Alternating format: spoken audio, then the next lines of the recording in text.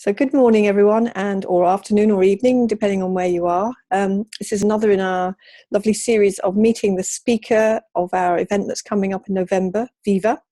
And today I've got the lovely experience of talking with Ian Watson, who's a 3P, three principles trainer and facilitator, doing work with individuals, groups, businesses. And really, you're not here to listen to me, so I'm going to hand straight over to Ian. And he's going to talk to you a little bit about his feelings around Viva and his vision, etc.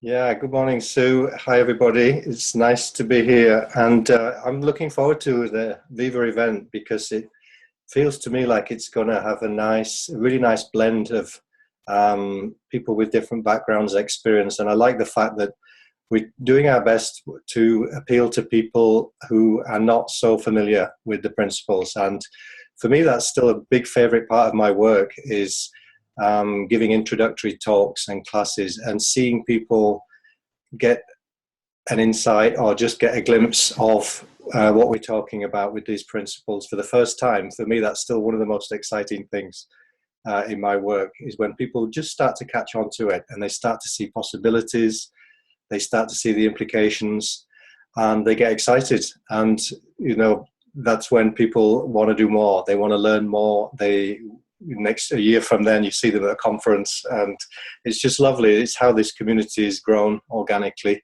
And I would see the Viva event as being a really nice forum for hopefully bringing in lots of new people. And also, it's going to be an opportunity for us as colleagues to meet and share our experience of working in different fields. As many of you know, I've got a background in homeopathy and healing, working in a healing setting. So a lot of the people that have followed me into the three principles come from that background, whether they're homeopaths, healthcare professionals, or people who worked with me as clients as well. And what they're finding is, just as I found, it's the missing link that helps them in their work. It helps them professionally in terms of avoiding things like burnout, which is the curse of the healer and helper usually. A lot of people get burdened with, feeling over-responsible for the people that they're working with. It helps to lighten the load of all of that. It also, I find, because it has such an impact on us personally, it just changes your relationship to your work, I think, in a healthy way. So people find a way they can still do the work, but without it feeling that it's either heavy or so difficult or so challenging, even though ostensibly the work hasn't changed. When your relationship to it changes, everything changes, as you know. So it's very exciting for me to see that the people from the professions that I've worked in and known for a lot of time, they're starting to see potential for this. And also then they get infused, they want to share it with their clients because they can see it's something that can really help in whatever setting that they're working in. So yeah, it's a win-win. Oh, that's so clear. I just reminded me of a story where a woman came up to us and said, "Oh, I've got a bone to pick with you." And, "Oh, what's that?" And she said, "You sent my husband home a different man." And she said, "I love it." But the ripple effect is another thing, isn't it? As you're saying, we talk about health of the helper. It's such a broad term because when you begin to kind of unpack that, are we not all helpers in some respect? I certainly help my husband, but I wouldn't say I'm his carer or his supporter, but I do. I try, and this is the missing piece, the missing link, because I used to struggle with some things around that.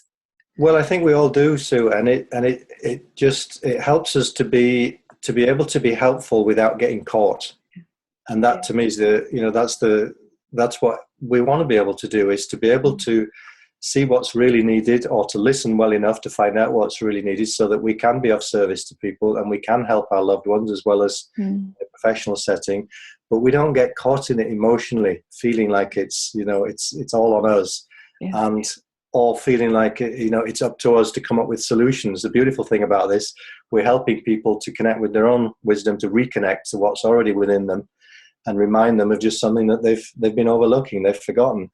And they find their own answers, which is great because we don't have to. And another beautiful aspect of this, I think, is that we tend to think, well, I think sometimes we treat children as if they're different to us and that they need special this and special that. I think they need shorter words, shorter sentences, and a lot of love. Besides that, they have their own solutions too, and that came as something very new to me. I had tried to be a fixer and a sorter outer, and and especially as a teacher now I don't do much of it, but when I do, I'm in my teaching role. I can see that so clearly now.